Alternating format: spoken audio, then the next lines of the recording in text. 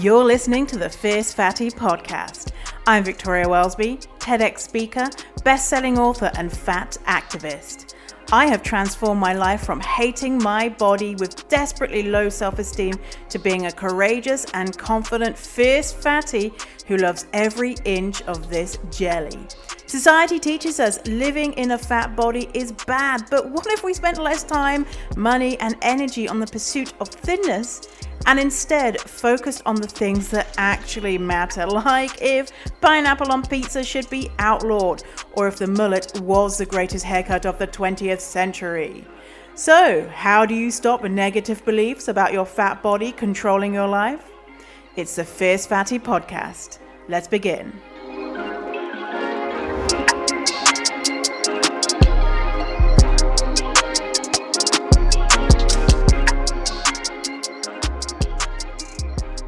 You're listening to episode 6 of the Fierce Fatty Podcast. And today we're talking about how to deal with dieting friends. Let's get into it. So by the time this episode comes out, it's going to be about 6 weeks until the winter holiday season, the day. And around this time, we tend to spend a lot of time with family or people we don't see that often.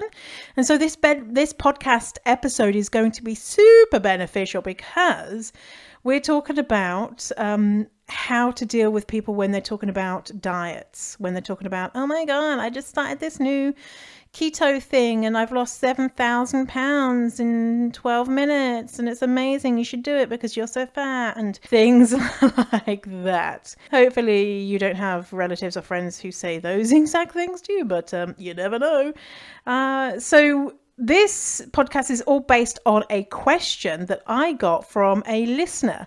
And so the question is, what can I say to my thin or thinner than me friends when I feel offended or annoyed by their negative food talk or when they blame moods on sugar? So that is from Eliza. And we're going to get deep into what to do when that happens. Because it's a big one, right? When we've decided that we don't want to diet, we don't want to be around people who are talking about that shit. Before we get into that, I want to remind you to subscribe to this podcast on whatever podcast provider you're listening to and to leave a review. Because if you leave a review, if you send me a screenshot of the review before you submit it and email it to me, victoria@fiercefatty.com, I'm going to send you an audio and digital version of my best-selling book, which is called Fierce Fatty, Love Your Body and Live Like the Queen You Already Are. And that is for every single human being that leaves a review. So, do that. You can leave a review on Spotify or Apple Podcasts, and I'm going to send you the juiciness, which is my best-selling book, as a thank you for sharing the love. And bonus points, if you share on social media that you are listening to the Fierce Fatty Podcast and tag me. If you have a public profile, then I'll be able to see that tag. If you don't, then I won't be able to see that tag. But tag me and I will put you in the draw for a Fierce Fatty mug. So you can declare to the world that you are a Fierce Fatty. You don't give a fuck what they think about your body. So do that. And we've got a download that goes along with this episode. And that is at fiercefatty.com/006. fiercefatty.com/006 for the show notes. And you can also go there and there'll be a button for you to ask a question. This podcast is brought to you by Fierce Fatty Academy. Fierce Fatty Academy is my incredible and life-changing e-course, which is only available to enroll in sporadically throughout the year. Fierce Fatty Academy is all about stepping into your power and knowing for certain that you are a fierce, strong, worthy human in all your body's glory. I will teach you my secrets for changing your limiting negative self-beliefs about your fat body and empower you to finally feel in control around food, knowing you'll never diet again. Fierce Fatty Academy is open for enrollment on November the 5th, 2019, but for a matter of days only. For more details and to get on the wait list, go to www.fiercefatty.com/academy. That's www.fiercefatty.com/academy. Okay, so this question from Elisa is a really great question. I get asked this a lot, and it is very difficult. I gotta tell you, this was one of the last things that I was able to do, was to respond in the way that felt good when people were talking about their diet. But since I started doing that, it's been a lot easier, and it is actually one of the cornerstones of me having higher self-esteem, of me having a deep sense of self-worth. And so the answer, in short, we can do this whole episode with one word. Let me just read the question again, and I'm going to give you the one word answer, and then I'm going to explain better than just one word.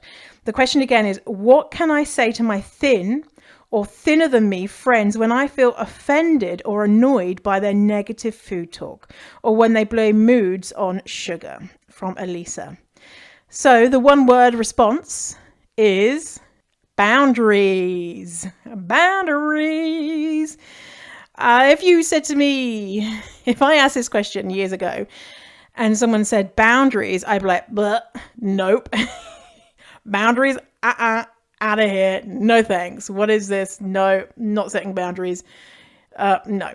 Because I used to think about boundaries was that they were these horrific conversations where you'd have to be like, so this is how I'm feeling. And then the person would be like, fuck you piece of shit. How dare you say something to me? And then I would be like, oh, I'm so sorry. And it would just go terribly, and there was no point. I was too scared to even speak up and say how I was thinking and feeling anyway.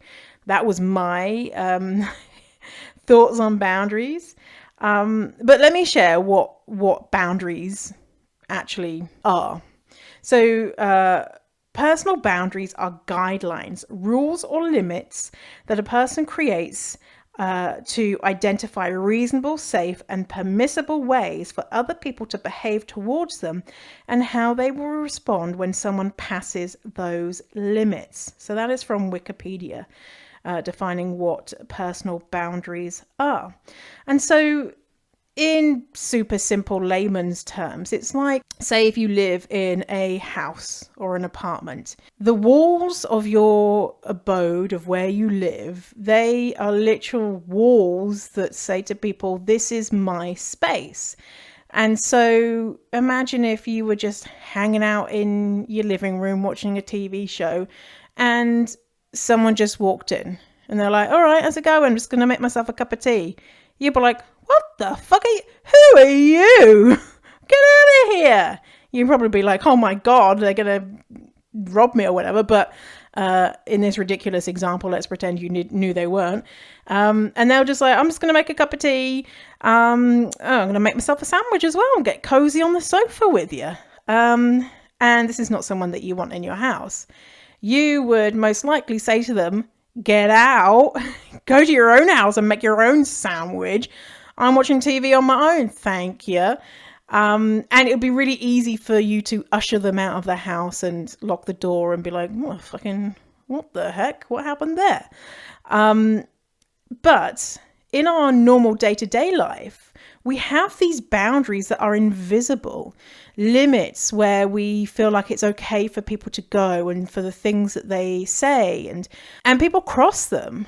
And instead of reacting in a way to keep ourselves safe, which is lots of different ways that you could do that, we instead do the equivalent of random stranger walking into our house, says, oh, I'm just going to make a cup of tea and make myself a sandwich, put my feet up. Can you give me a foot rub? And what a lot of the time we do is we just say, oh, okay. But secretly inside, we're like, who the fuck is this motherfucker? What do you mean foot rub? What does he think that I'm a slave? Am I his servant? What the hell? But on our outside attitude is, oh yeah, absolutely. Yeah, I don't mind. And I used to do this all the time. So people used to cross my boundaries all the time. And I would never say anything to them. And you might be thinking, well, what's wrong with that? So let me read you a little bit from positivepsychology.com. Our boundaries might be rigid, loose, somewhere in between, or even non-existent.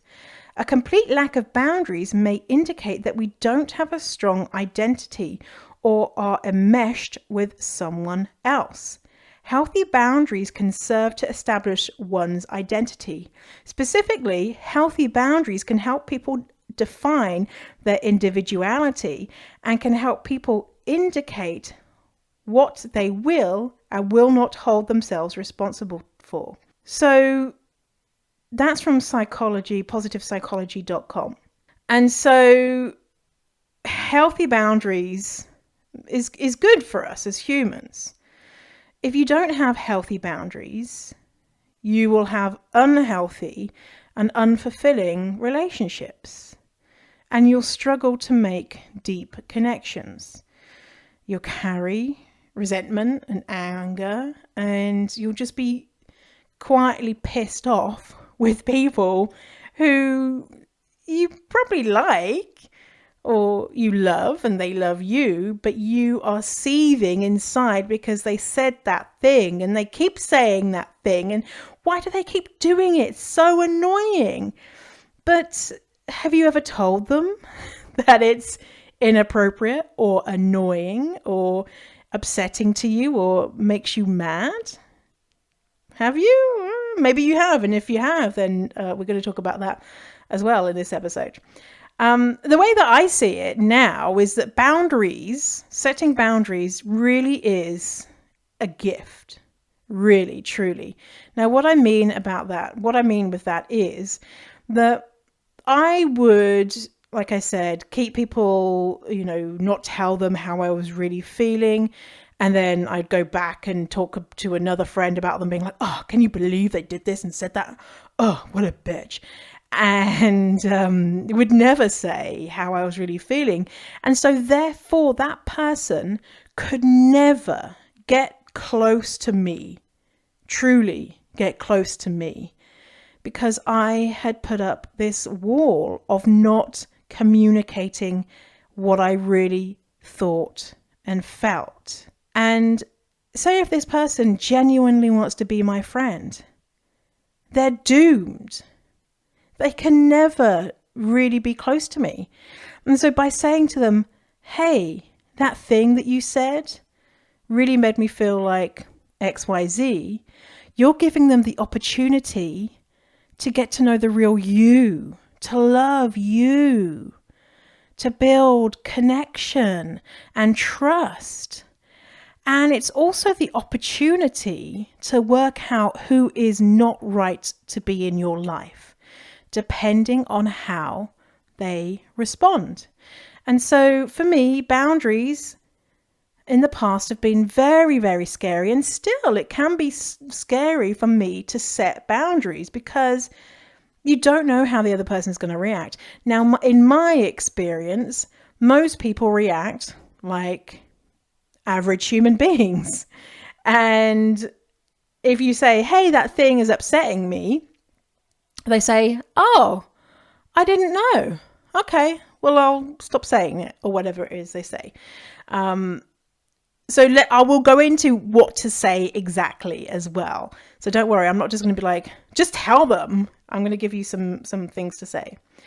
So how you react to a situation like this, your friends talking about dieting and sugar and all that sort of bullshit, is completely up to you. It's your decision and how you react, okay? Brené Brown said, the most compassionate people are also the most boundaried. So the way that you react is totally up to you, but recognize there's going to be ways that you can react that's going to serve you better in the long term than other ways that you could react. So when you're having negative feelings when you're around someone, it's probably because they are encroaching on your personal values. All right. So we all have values. You might not know your values to say them out, like my values are this, but we all have values, about how we want to behave, what we value in ourselves, what we value in others, and everyone's values are different, right?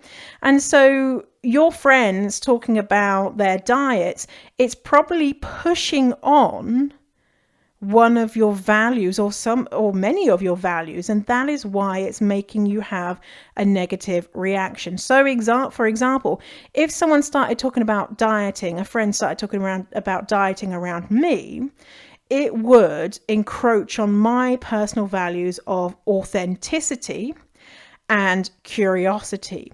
And so these are two of my values. So authenticity is it's important for me to be authentic. And so in that moment, if a friend was talking about their diet and I didn't say something, it would not be authentic of me. Unless the situation is, it's just a random person. They're like, oh, diet. I would just be like, whatever, see you later. But if it was someone I cared about and I wanted to establish a good relationship, my authentic reaction would be like, no, thanks. I'm not into dieting. And as well, curiosity. So it's important for me to be curious, and it's important for those around me who I prefer to surround myself with people who are curious, who are interested in learning about society and being the best person they can be. And for me, I see dieting as really old-fashioned, like old. It doesn't feel it. This is the world I'm in now, right? I just find it so bizarre that when someone says that they're going on a diet, I'm just like, aren't we in 2019 now? Like, it's almost 2020. Aren't we over diets? Doesn't everyone know they don't work?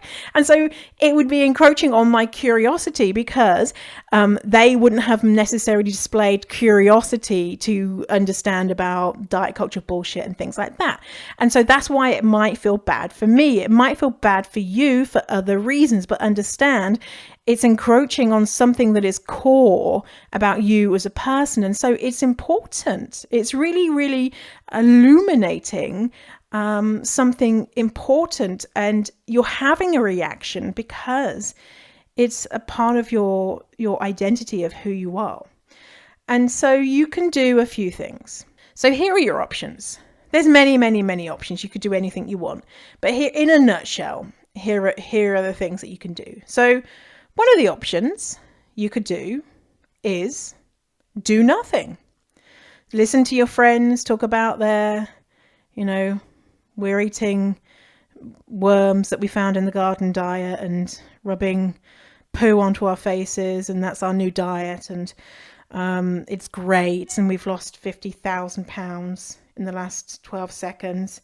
And you can go, yeah, great. Oh, sounds interesting. Yeah. And in your brain, you're like, I can't fucking believe this. You're eating worms. You're putting poo on your face. What are you doing? Don't you know this won't work? Don't you know that diets are bullshit? Or, God, won't you stop talking about this rubbish? It's so boring. So that is what your brain is saying. But your mouth is saying nothing. And your head is maybe nodding. Or your mouth is saying, oh yeah, maybe I'll try that. Or whatever. And so that is an option. That's an absolutely viable option. And you might choose to do that because it's not safe to say anything, because you don't give a shit about the person. So, for example, here is an example of me not doing anything, or actually kind of doing something, but then choosing not to do anything about a boundary that had been crossed. So here's a story about how not doing something worked for me. And so not doing something is a good option. Okay, so one time it was Christmas and we went round a friend's house, me and my then boyfriend, and we decorated gingerbread houses and it was all very Christmassy. And then more people started coming around and people were drinking and stuff. And we started playing a card game. And we were all sat around in the living room playing this card game, having the best time.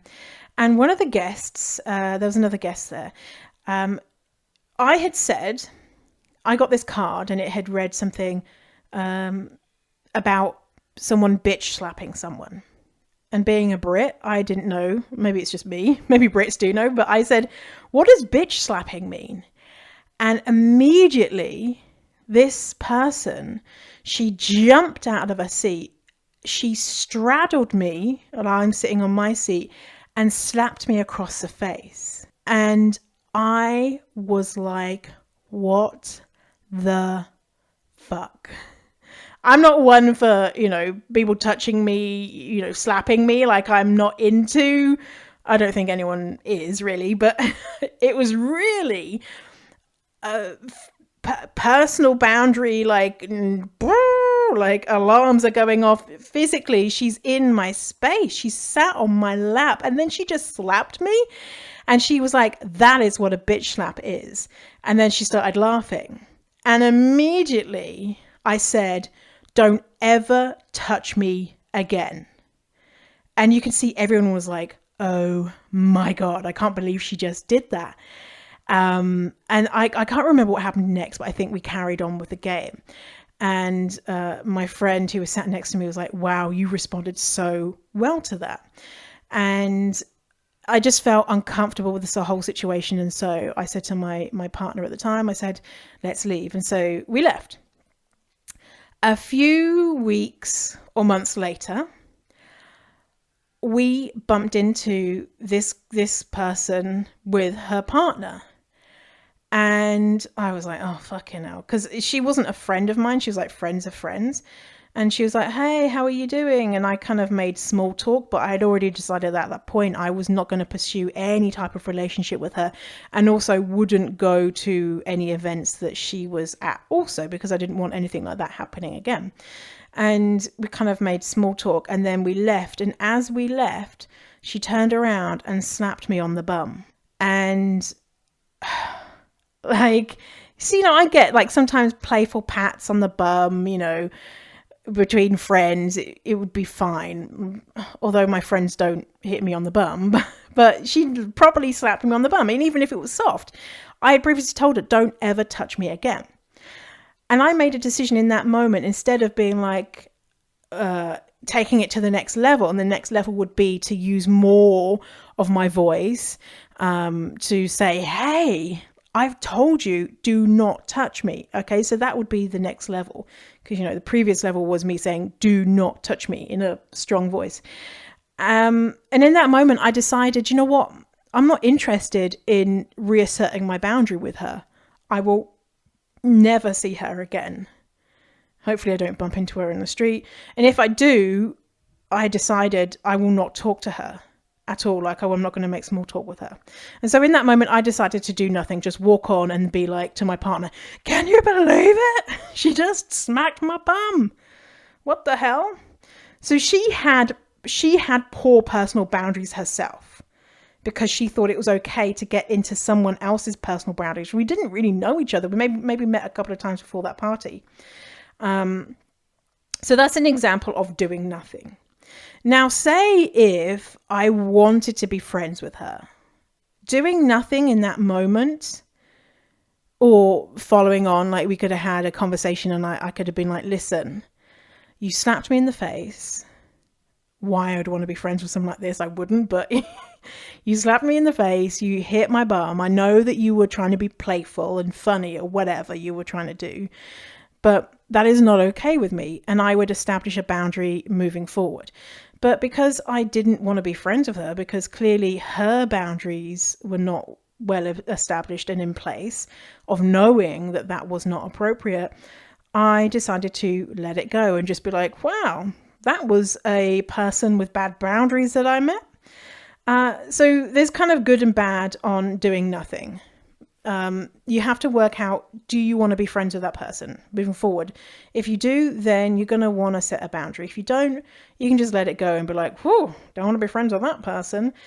If you are going to be friends with them and you don't set a boundary, it's going to build resentment, you're going to get angry, and it's going to damage your mental health. And we don't want friendships that damage our mental health. Sometimes shit happens, right? But overall, we want to have friendships that it goes both ways, of being joyful and filled with love and all that type of juicy stuff.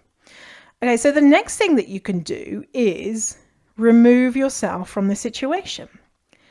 And so this could also be something where you're not actually saying anything, but you remove yourself physically from the room. And so say you're, in the living room talking with your family and they're like, oh, I'm going to do this new diet. You can be like, I'm just going to pop to the toilet. I'm just going to pop to the washroom, or just walk away and just situate yourself somewhere else. That is another thing that you can do. You can also remove yourself in regards to removing yourself from the friendship, from the relationship. So cutting the relationship off. And so you're removing yourself from their life. That is another option. But if, say, in the family example where you're just going to walk away, you will have had to decide, is that the right thing for me in regards to my own mental health?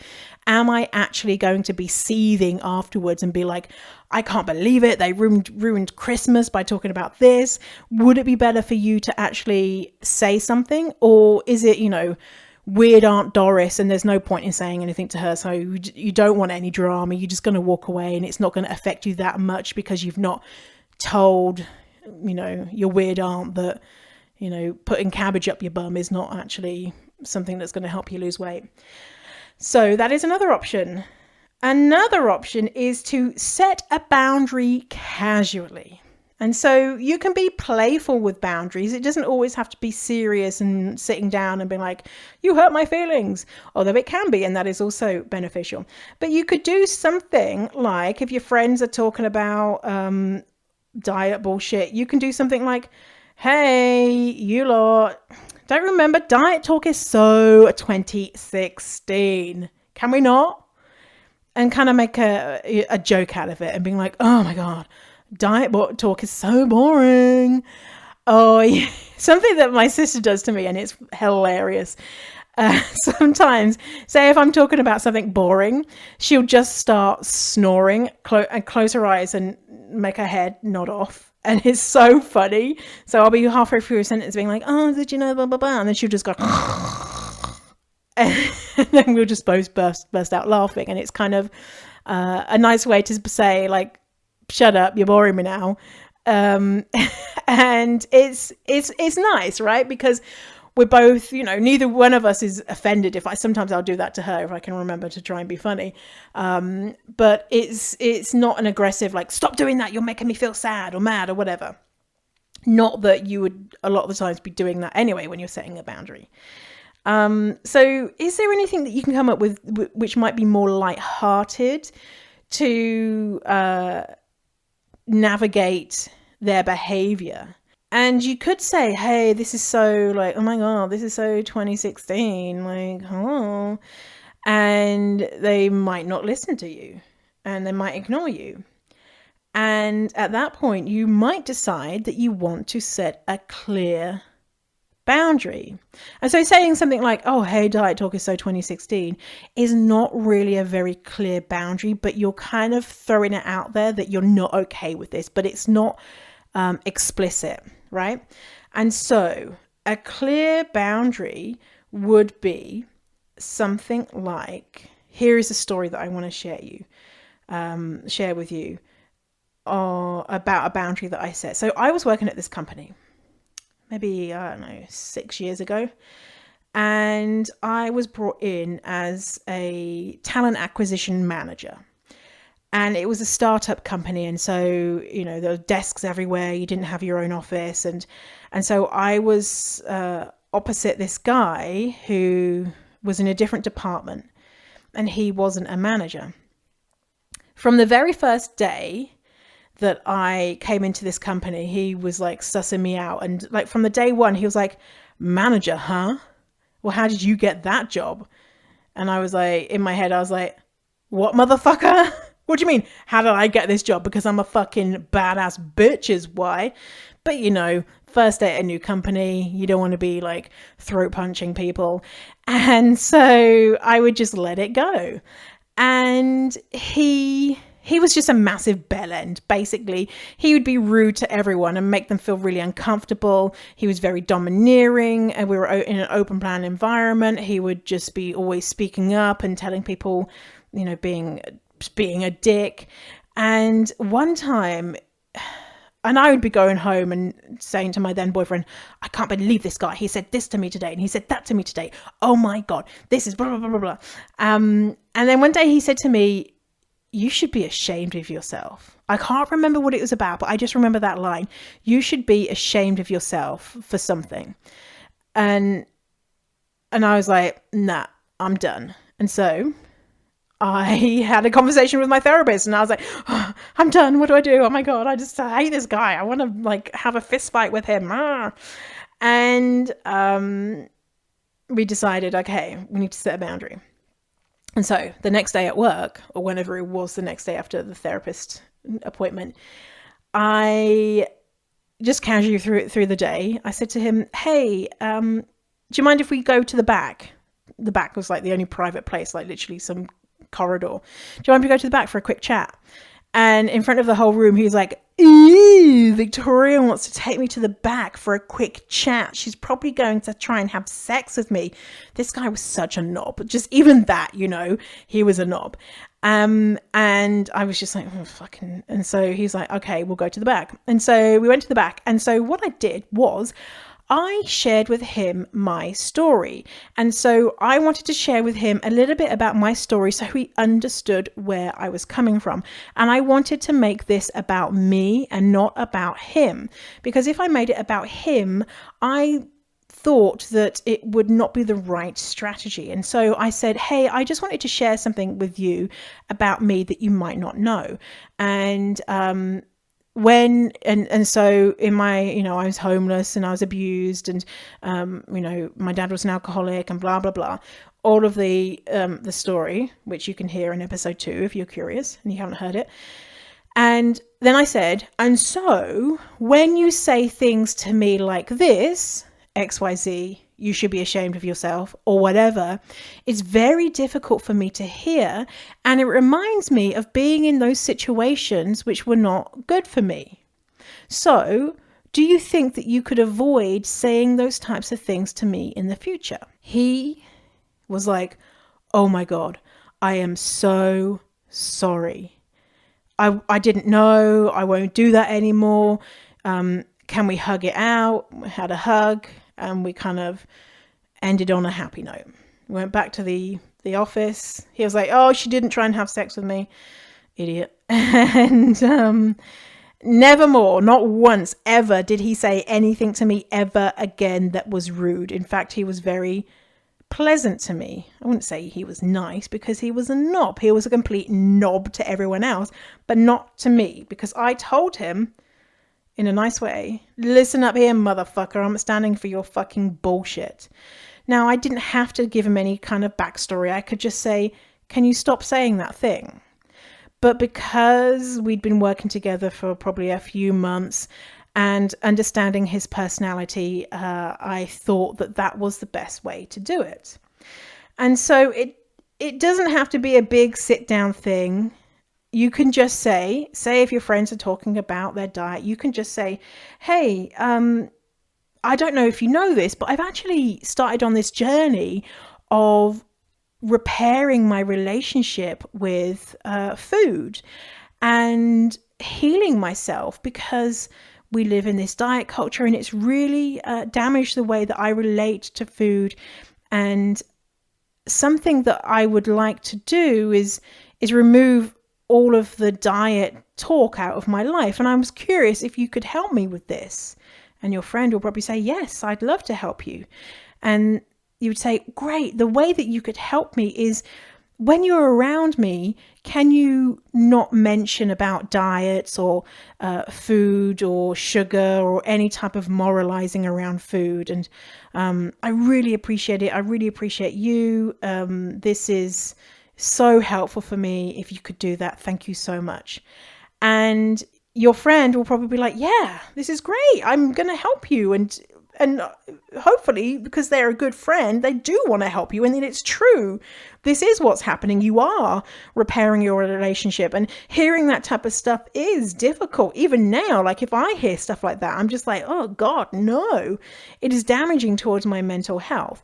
And so you're giving your friend the opportunity to help you continue with your journey and help you grow. Now, your friend could be like, what? What's your problem? I'm not doing that. And you know what that is? That is beautiful if they say that, because it means they're not the type of friend that you want in your life. Unless you want to continue working on this. And I don't know what you could do. If a friend doesn't want to respect a boundary, then they're no friend. Really, they're no friend. And the same goes for family. Even, people very close to you, even your parents, if they can't accept a boundary, then, that you're going to have a boundary. It's because they have poor boundaries and they are not the type of person that you want in your life. So you're going to do this first thing, and it's going to be scary, or it might not. You're going to say to your friends, you're going to set a boundary in some way, if that's what you decide to do. Again, you don't have to. 90, who knows, I'm making up percentages. Chances are they are going to break that boundary, especially if it's something that they've been doing for a long time and it's something that's in their life and it's something that has been okay around you in the past, like talking about diets. Before, you might have engaged in diet talk. I know when I was dieting, I was like the first one in there being like, oh my God, did you know that air has 17 calories? And so we should stop breathing so much because then we won't be fat. Oh my God, right? I'd be the one. And so it would be absolutely normal and okay for my friends to be like, oh my God, did you hear about this? And I would previously have loved that conversation. And so if I all of a sudden came out of the blue and said, hey, I'm not cool with that anymore, they would probably forget or not take me seriously. Okay. And so this is where the hard work comes in. I know that conversation was hard, but what you need to do is when they slip up, and they probably will because they're a human being, and they're not slipping up. Most likely they're not slipping up to be a dick. Sometimes they might be, but generally it's just part of their brain. It's their normal way to speak, and they need help in remembering what your boundary is. And so you have to say, hey, remember on Wednesday we spoke about XYZ? And just make it light. You don't have to be like, you motherfucker, you went over my boundary and I hate you and let's have a fist fight outside. Just like, oh, hey, remember that? And they'll probably be like, oh shit, yeah, sorry. And you'll be like, yeah, no problem. Anyway, did you see that new Netflix show? Or they might react in a negative way. Oh, he's still going on about this? And what is that? That is a gift. It's telling you something about them as a person. Do you want a person like this in your life who cannot respect your boundaries? No, you do not. Of course, you can work on that stuff, right? And this might go on, depending on the relationship, it may go on for a long time. So as an example, my mum used to talk about kind of weight stuff a lot. And many years ago, I said, hey, I'm not down with talking about this anymore. Can you not talk about fat as a negative? Yes, no problem. I won't do that. Now, up until that point, it would have been literally decades of us having the relationship where it was okay to talk about that stuff. And because I wanted and want a relationship going on with my mum, when she would slip up, and she wasn't doing it because she was like, oh, I know I was going to really fuck off Victoria today when I talk about this person's diet. This will really get her. And so when she did, I would say, hey, remember? And she'd be like, oh yeah, I'm so sorry. And the incidences would go from quite often to less and less and less. And now there still might be something, but she catches herself and she'll say, oh, not that's good. Like dancing, what is it called? That dancing show that's on BBC if you're in the UK. Dancing, Dancing with celebrities? Oh, I don't know. You can let me know. Come dance with me. Come dance with me. Come dance with us. Come dance with me. Anyway, and she said, oh, one of the celebrities, he's lost like loads of weight since the start of the show because he's doing so much dancing. And I was like, and she could tell, she's like, oh yeah, that was a weight thing. I was like, oh, he must be really hungry or whatever. And so it's less and less now, to the point where it's not really even an issue. Now, someone else who was behaving like that, if I wasn't necessarily wanting a relationship with them, I might have decided that that was not okay for me. And whatever you decide is best for you is absolutely fine. It's okay to cut off relationships with people who we've been told is not okay to cut off relationships with, like close family members, parents. It's not your job to be in a toxic relationship. That's not okay. And so now the way that I express boundaries can really vary from day to day. So on Instagram, I have a boundary of I don't let O words, obese and overweight, be on my Instagram, because it's a fat positive place and those words are slurs. And so when someone uses an O word on my Instagram in my comments, what I'll normally do is if I can clearly see that they're not a troll, and if they say something like, oh my God, yeah, blah, blah, blah, obesity or whatever, I'll message them and comment back and be like, yeah, absolutely, blah, blah, blah. By the way, we don't use O words in a fat positive space like this because they're slurs, and maybe a heart or something to show that I'm not angry. And that is me setting a boundary. I don't want to see those words come up in my feed on my page. That is my boundary. Now, sometimes people say, oh my God, I'm so sorry, I didn't realize. Yeah, that's fine. Someone said to me yesterday, why are they slurs? And for me, that kind of pushed my boundary a bit too much, because they were asking me to educate them for free. Emotional labor. And it's okay if you want to, but you don't have to. And at that time, I was like, nah, I don't want to educate this person. So I just said, Google can tell you, which is true, literally. Google can tell you, like, I'm not here to educate you. Although sometimes I might want to educate you, because sometimes I do want to, continue that conversation. But yesterday I wasn't in the mood. And especially because they were a thin person, or their profile suggested that they were a thin person. I kind of thought, they don't seem to be valuing my labor in this exchange, because they weren't like, oh my God, I didn't realize. I'm so sorry. Like, could you maybe explain a bit more about that? Then I probably feel more inclined to explain to them my point of view about that. So I could also decide to just delete the comment. If someone just used the word, I could just be like, you know what, they've crossed the boundary. And my response is to delete the comment. It's my choice. It's my page, right? And so when someone does cross your boundary and you've clearly stated your boundaries and they've done it, they could just do it once and you could say, you know what, that's enough, I'm done. Or they could do it a few times and you can just be, and you can be like, okay, that's it, I'm done. You need to do something when they cross your boundary. You can't just be like, oh well, because it's a pointless boundary. If there's no consequence, think about kids. When you're like, hey, don't do that thing. If you do, then this thing's going to happen. Something negative is going to happen if you don't bite your baby brother. And then they bite their baby brother and you're like, I told you not to bite your baby brother and you did. And they're like, there's no, reason why they wouldn't want to do it again. Baby brother tastes nice or whatever it is they're doing. There has to be a consequence, and then they can learn that behavior is unwanted, and adults are just the same. And so the consequence could be that you're just like, you know what, I'm going to leave actually.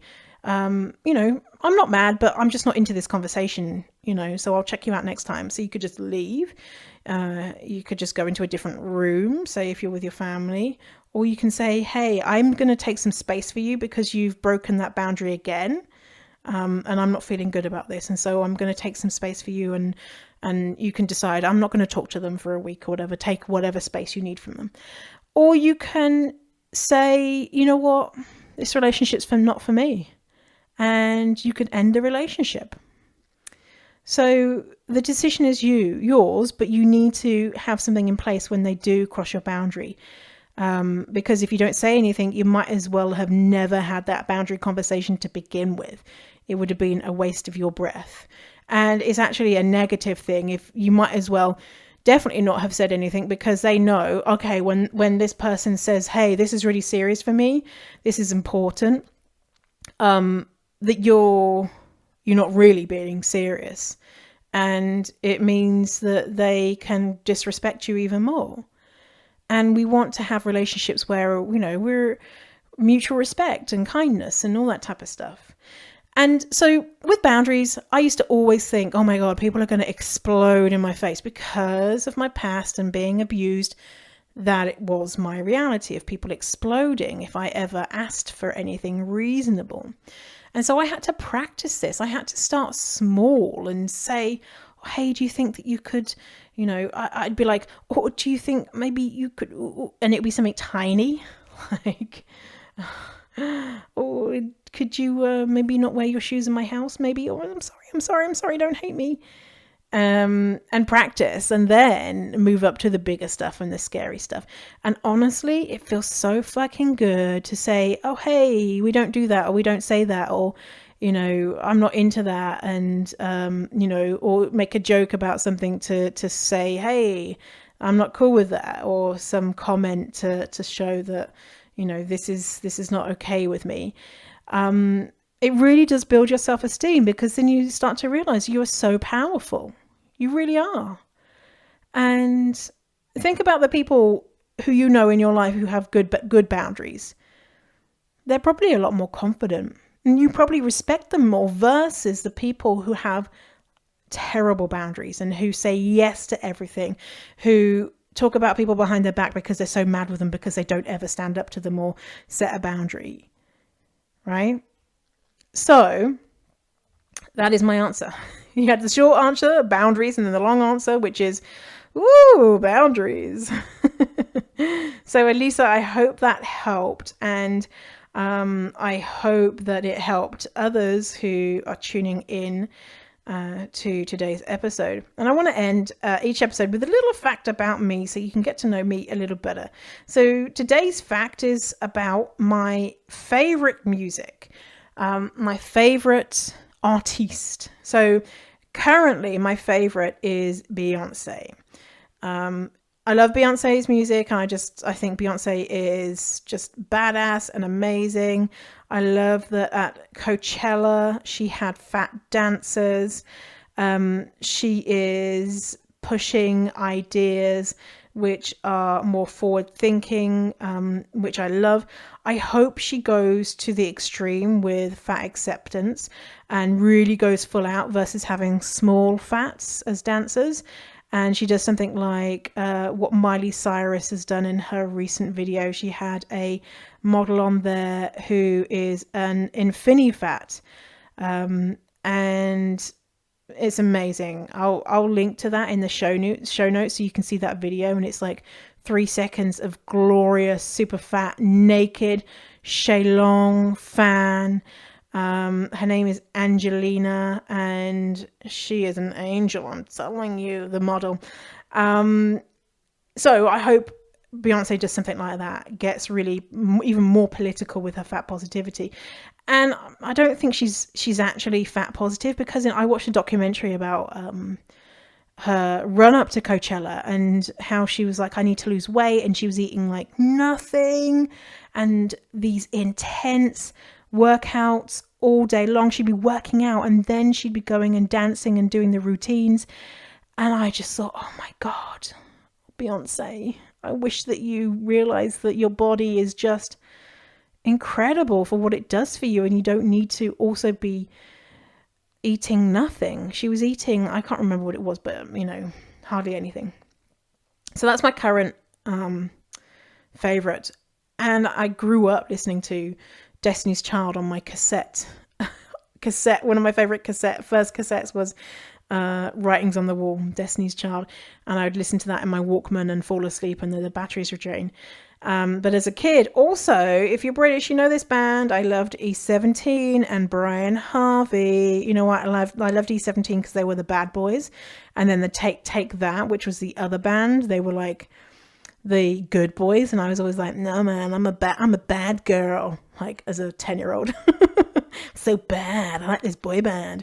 And yeah, Brian Harvey was my favorite. And I would like make out with the poster in my room of Brian. Years later, actually, Brian Harvey ran himself over with his own car. So, yeah, have fun Googling that fact. Very strange. Yeah, so there's my little fact about me. A reminder, go and write a review on wherever you can, on Apple Music or Stitcher. Take a screenshot of that review before you send it and send it off for approval, because it takes time for them to go through. And send that screenshot to me, Victoria@fiercefatty.com, and you will get an audio version and a ebook version of my best-selling book as a thank you, and share on social media that you're listening to this episode, and I will put you in to for a draw to win a Fierce Fatty mug. And we've got a download that goes along with this episode, and that is at fiercefatty.com/006 fiercefatty.com/006 for the show notes. And you can also go there and there'll be a button for you to ask a question. So if you have a question that you want me to answer on the show, and I think it's something that others will benefit from me asking, which your questions are always great, and it's something related to fat positivity, to anti-diet, to intuitive eating, changing your negative thoughts, all that type of stuff. Don't ask me, how to create an umbrella or something, because I don't know the answer to that. So if it's something that I can contribute on, I will definitely include it in an episode. So go to the show notes, www.fiercefatty.com/006, because it's episode 6. And I can't wait to see you in the next episode. Have an incredible day, my Fierce Fatty. Mwah. See you soon. This podcast is brought to you by Fierce Fatty Academy. Fierce Fatty Academy is my incredible and life-changing e-course, which is only available to enroll in sporadically throughout the year. Fierce Fatty Academy is all about stepping into your power and knowing for certain that you are a fierce, strong, worthy human in all your body's glory. I will teach you my secrets for changing your limiting negative self-beliefs about your fat body and empower you to finally feel in control around food, knowing you'll never diet again. Fierce Fatty Academy is open for enrollment on November the 5th, 2019, but for a matter of days only. For more details and to get on the wait list, go to www.fiercefatty.com/academy. That's www.fiercefatty.com/academy.